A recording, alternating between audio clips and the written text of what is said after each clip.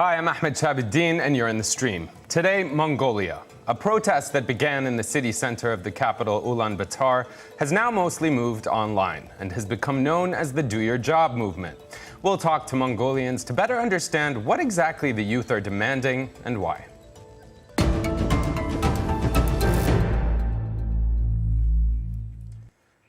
"30 years after the fall of communism, Mongolia has experienced a series of protest movements around issues ranging from air pollution, voting, mining, and the economy. Most notably and recently, protests against the mistreatment of COVID-19 patients, which eventually led to the shock resignation of the Prime Minister. Mongolia is a landlocked country in East Asia, bordered by Russia to the north and China to the south. With a population of just over 3 million, it's also one of the world's most sparsely populated nations. In early April, young Mongolians gathered in Sukhbaatar Square for 2 days of peaceful demonstrations. They demanded changes to the economy, taxation, more jobs, and a plan to reduce high rates of inflation. While the protests ended a few weeks ago, the Do Your Job movement still lives online. The global pandemic has also devastated Mongolia. In 2020, it closed its borders, shut down businesses, and banned all international travel. As a result, the economy suffered its worst decline since the 1990s, and more than 250,000 people fell into poverty. Now, you add to that the recent Russian invasion of Ukraine, and inflation, food shortages, and fuel prices are all skyrocketing. Now, that's because Mongolia is almost entirely dependent on neighboring Russia for its energy. That's a lot to discuss today, and I'm very pleased to be joined by Jar Zardahan, the Greater Central Asia editor at Global Voices. Also, Anand Tumur Tauga is a journalist in Ulaanbaatar, and Hulan Jukder is a journalist and host of the Media Podcast. And for those of you joining us on YouTube Live, put your comments in the questions in the YouTube chat, and we'll bring those to our guests on the show. Anand, I want to start with you, with the basics. You were there in the square. You were covering this story a few weeks ago when the youth really gathered there physically. What were they actually demanding? And since then, has anything changed? And thanks for having me on the show, first of all. The youth were basically demanding, as you said it, they want to live in Mongolia. They wanted to see a better future in Mongolia. And most, as you've seen, all of those banners and slogans, they have banners saying, I want to live, I want to live, I want to live in my country, I want to dream of living in my own country.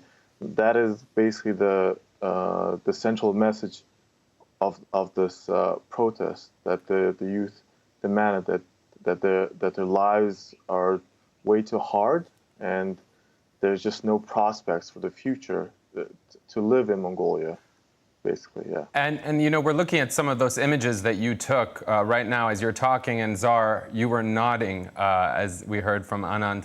Do you agree? I mean, this felt like it was a moment, that it was significant, but what is new about this, or is anything new about this? Thank you for having me here. The most important thing is that Mongolia has a culture of protests, political protests, and the same square, Sukhbaatar Square, is very prominent, the most important spot, because both the parliament and the seat of the president and the prime minister, they're located in the same building. So it's a very convenient place to protest. And as you also mentioned, last year there have been the protests which basically led to the resignation of the prime minister. Right. He is the president now, so he knows well how the protests are important. The different thing this time was that youth were traditionally not very active in political life. The voting turnout is very low compared to elderly or any other age groups. And usually also traditionally they vote against something specific, for example, COVID treatment and so on. And often there are certain political groups or parties behind them. This time it turned out to be that the youth went there on their own, the least active, politically active group. They didn't have any political backing organization behind them, and they had basically broad list of demands. As you could also see from the posters and what they have, there are so many topics. Right, so right. It's very difficult to put them in. And we'll get to the very different demands and the many demands that they have. But before we do that, Hulan, I saw you nodding as our first two guests were speaking and explaining to us what was going on. Why do you think the youth sort of took to the streets this time? And do you think that there's hope that some of their demands might be met? Well, I think the protest was about the unequal opportunities and the, that are given to the young people in Mongolia. It was not just about like inflation related to the COVID-19 situation. It was about also about like they demand equal opportunity to study or like for education and social insurance policies and everything. So I would say that. And also the new thing for me was that, group of youth participation for the election was really low. It has been, but they're on the square and demanding what they need was like really new, because even though their participation for the election is low, their engagement or like their participation in the society is also back. Yeah. Yeah, no, I appreciate you bringing up that point. We actually have a video comment that was sent to us from Dolgyan, someone who works for an independent research institute in Mongolia, about this very issue, how the youth have struggled historically to kind of have a real impact on decision-making. I see you're nodding, Anand. We'll come to you at the back of this. Historically, the young people in Mongolia have been able to influence decisions. A clear example is the fact that the democratic revolution itself was led by young people. But today, young people have very limited opportunities to influence decisions. In our recent polls, we asked the youth themselves why.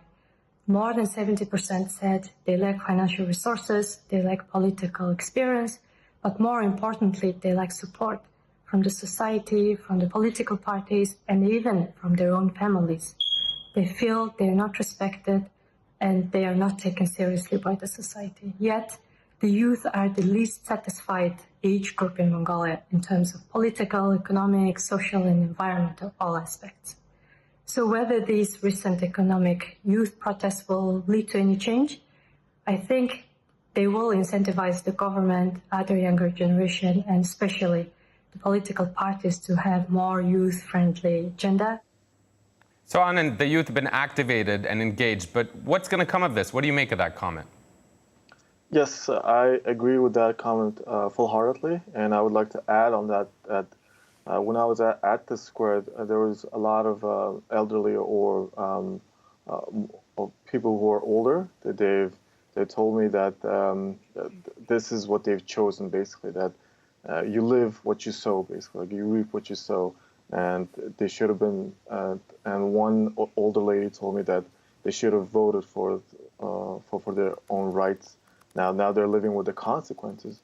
But I would like to add that on that is that Mongolian youth again are not represented, and I think in 2016 the Duke University did a study on people's preferences on voting, and in that many people don't vote on the specifics of economics, like they don't vote on policies, and they vote on identity. Like our current politicians, our current parties do not represent any kind of identities of the Mongolian youth. They basically have separated themselves from the younger groups that are struggling, basically. Right. And I think that separation is part of this, right? I mean, it's not uncommon when you see these sort of popular uprisings in any country. Hulan, we often see people wanting to overthrow the government or to remove people from power. This is really about having the government be held accountable to do their jobs. And in terms of holding the government accountable, we've also seen calls recently since the protests to hold the police accountable for police brutality and some allegations that have been coming out when these videos have been surfacing of police on that night, in the middle of the night, around 4 a.m., attacking and beating some of the protesters, as you can see in this footage. Hulan, we often see a disconnect between generations in any country, right? In terms of the demands that they want for a better future in society. But I'm curious, even though this is being led by the youth, how can this actually materialize into change for all citizens in Mongolia? Are you optimistic that this will grow as a movement and that change will happen? Well, yeah, I'm not really sure. And, also, I was going to say that yes did not sound very convincing. Yeah, one thing that I would like to add on Anand's comment was like, I've seen quite a few posts on social media that, young people are demanding, something, but you need to go and vote, they said. But, we have like 3 political parties which are really active, and one is quite small. And, majority of the parliament is actually the one party. And, when there is election, it's young people say that there is no choice, So all we can do is just demanding, do your job better. And also, Dolgan's comment was really right. Young people are not taken really seriously. Those political parties think that young people, like number of the young people is just a number of the voters, group of voters.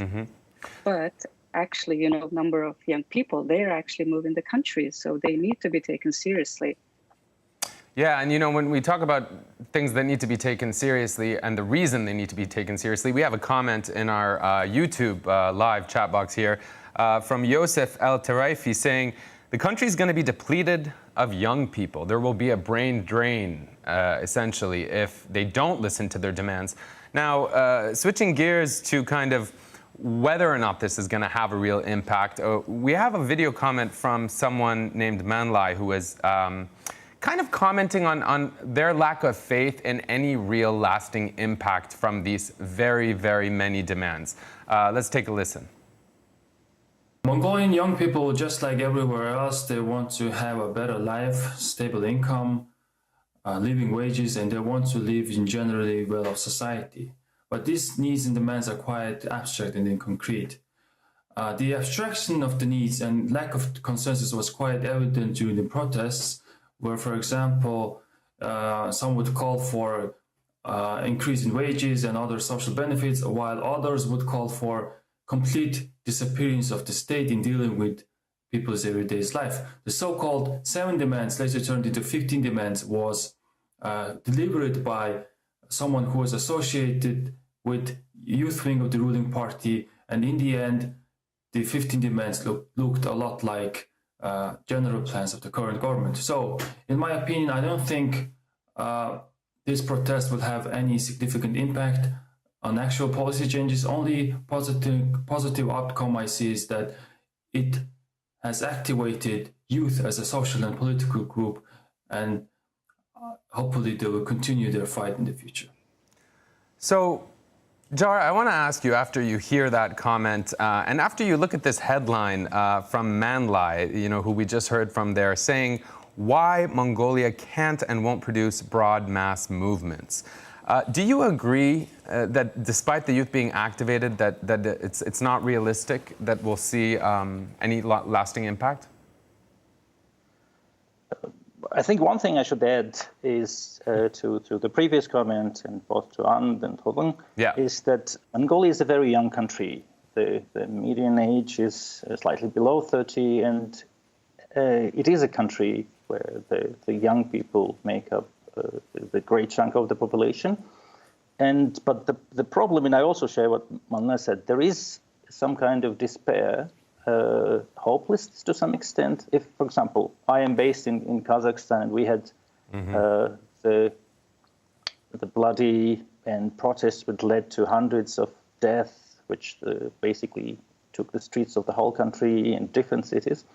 And compared to that, in all the protests, what I could sense reading all the posters and slogans is some kind of a hopelessness, to some despair, not anger, like in case of our country. Yeah. So talking about the brain drain is that one of the major motors was what is called this we want to live well in Mongolia, in our country. Yeah. And there have been many videos on social media of people would say that I could leave the country, I have an education, I have possibilities, but we don't want to do that. We want to transform this country. And there was a sense of misgivings that things are not going well, specifically for young people. And you know, when you say things are not going well specifically for young people, I think it's worth mentioning for our audience, for those who maybe don't know, that's a very large proportion of the population. At more than 1 million in a country of just over 3 million, I mean, youth aged 15 to 34 represent the largest demographic group in the country. And when you think about that, you know, we see, I personally have some experience. I've been to Mongolia, and I bring this up because I was very impacted by not only its beauty, but the frustration, especially amongst young men. I was working on a documentary where we were looking at how they were redefining masculinity just 30 years after communism fell, you know. And it seems like there's a reverse gender gap also in Mongolia, which is quite rare, where a lot of young women might have jobs or might be more stable or secure. And so I'm curious, you know, just what can you share with our audience, Anand, about this question of whether these concerns are too general, whether these demands are too general? We heard from Jar, you know, we didn't see the kind of mass deaths and violence that we saw in the protests in Kazakhstan a few months ago. Are you optimistic that despite the dependence on Russia, that there's a way out of this crisis? So I also have a very a dark notion, basically, that there isn't much there isn't any kind of resolve, I would say, that the government can do, because it's almost like a bubble, and it burst, and there's no way of fixing it, because this has been building up for a very long time. I would say from the beginning of when Mongolia became a democracy, there was issues of welfare issues, low wages for workers, and also, again, you talked about particularly about men, about our masculinity, about who we are as Mongolian men. That is a big issue. Because why is that such a big issue? I mean, I know that traditionally there was a very narrow sense of what a man needs to do and be. You know, he needs to wrestle, he needs to be able to ride horses. What's the issue? I mean, I know that sounds a bit cliche, but it does stem from a very kind of rigid view of the role of man in society. Am I wrong? For me, I think the issue stems from when Mongolia transitioned from a communist country to a democracy. We lost most of the how can I say, like the blue collar jobs or the factory workers, basically the proletariat or what have you, the people who are working. That class of that specification of men have become lost. So there's basically three Mongolian men. There's the one that is who is like a super rich businessman. Yeah. And there's the Mongolian who lives in the countryside, and the third is the Mongolian who is a strong man, who's like a wrestler. So those are the only three images that they're perpetuated in our society. And again, as I talked about identity, it's just not many Mongolian men cannot be all those three things. It's very difficult. Right, and you know, all this, not to cut you off, but all this, Anand, really begs the question if the government and the decision makers are ever really going to be receptive and willing to actually listen to the youth, especially if their demands might not be very specific or as organized as some critics say that it can be. And with that in mind, I do want to share on YouTube, we have Xander F in our chat asking or bringing up a point about this, saying, I feel that the impact is informed by how open to criticism and listening to their plight the government will be. We also have a video comment, one more that I think is worth going to. When we talk about solutions, Hulan, when we talk about what to do about this, now that this has happened, now that the conversation is continuing online in Mongolia, let's listen to what Zol Jargal had to say, and then we'll come to you, Hulan. Contrary to the politicians' hollow promises, the protesters' slogans had real strong resonance. And in this sense, implicitly, the protests revealed the impotence of the state to confront structural crisis. So, Hulan, your thoughts? I saw Anand seem to agree as he was nodding as she made her point. What do you think, Hulan? Well, I would like to go back to the previous comment. Since the 1/3 of the population of the country is youth, I hope that things will be changed, of course. But I don't know how and why or when. But for example, this protest, for example, it's the activeness of the youth engagement, like their participation. And also, since the country is young, it doesn't matter, we see that, slightly bit of rise in the number of the decision-making positions of young people. Sure. So since the 1/3 of the population is youngsters, they, of course, will participate in the society and also run for the office as well. Right. So I think that would be the little hope of things and will be. And not to broaden this out of Mongolia, but in so many issues or flashpoints in any country around the world, it's so often the case, right, that the youth are either sidelined or feel as though they have no voice or are not being taken seriously, even if they are a disproportionately larger number of the population. So one thing that perhaps, if you're watching this, you have in common as a young person, if you're watching with people in Mongolia. Before we go, I do want to just ask, this energy issue because of the pandemic, and then we have this invasion of Ukraine by Russia. Mongolia, for those who don't know, is entirely dependent, essentially, on Russia for its energy supplies. Jar, how difficult do you think the situation is going to be if this war continues? How affected will Mongolia be? Basically, the pandemic and the aftermath hit Mongolia quite heavily, both in terms of imports and exports, and specifically for a country which exports coal and other minerals to China, and the one which is basically entirely almost dependent on energy resources from Russia. The last 2 years, and I would say this is partially basically the background, all this despair, when the world started opening up after the pandemic. That's what the expectation, because the country was closed, travel was closed, tourism and trade were both declined. There was a hope that probably this is the time that things will get better. But the new restrictions in China and the closing of borders and the war in Ukraine made hit Mongolia specifically. And this is the country which has only two borders, either Russia or China, and imports energy from one and sells, for example, coal, copper, other minerals to the other, raw materials mainly. And basically it was a double hit, and things are not going well financially and politically. And in recent years, Mongolia got involved in this China-Russia energy deals, and there's so much more to discuss about the geopolitics of it all and all the different reasons. I do want to thank you. We're out of time for today, so thank you for joining us. To our guests and for you at home, see you next time.